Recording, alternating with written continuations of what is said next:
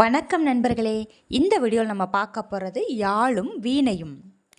வேடர்கள் இருக்க கட்டிய தங்களுடைய வில்லின் நாணிலிருந்து எழும் ஓசையை உணர்ந்தனர். வில்லை போன்ற வளைவு உடையதும் நரம்புகளால் ஆனதும் விரலால் வருடக்கூடியதுமான கருவி ஒன்றை உருவாக்கினர். இதன் அடிப்படையில் உருவான கருவியே யாழாகும். பேரியாழ், செங்கோட்டியாழ் போன்றவை மிக பழமையானவை. யாழின் வகைக்கு ஏற்ப அதில் இருக்கும் நரம்புகளின் எண்ணிக்கை வேறுபடுகின்றது. 21 நரம்புகளை கொண்டது பேரியாழ். 17 நரம்புகளை கொண்டு மீன் போன்ற வடிவில் உள்ளது மகரயாழ். 16 நரம்புகளை கொண்டது சகோடையாழ். 7 நரம்புகளை கொண்டது செங்கோட்டியாழ். யாழின் வடிவமே மெல்ல மெல்ல மாற்றமடைந்து பிற்காலத்தில் வீணையாக உருமாறியது என்பர். அடுத்ததாக வீணை.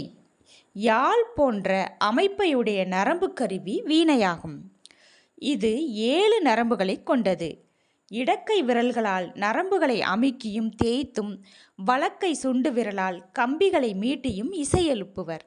இவ்வாறு நரம்புகள் மூலம் எழுப்பப்படும் இசையை அதன் குடம், தண்டு முதலிய பாகங்கள் பெருக்கி அனுப்புகின்றன. பரிவாதினி என்னும் வீணை பல்லவ மன்னன் மகேந்திரவர்மன் காலத்தில் வழக்கத்தில் இருந்ததாக கூறப்படுகின்றது.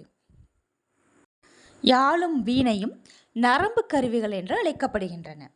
நன்றி, வணக்கம் நண்பர்களே. வீடியோ பிடிச்சவங்க லைக் பண்ணுங்கள், சப்ஸ்கிரைப் பண்ணுங்கள், உங்களோட ஃப்ரெண்ட்ஸுக்கு ஷேர் பண்ணுங்கள்.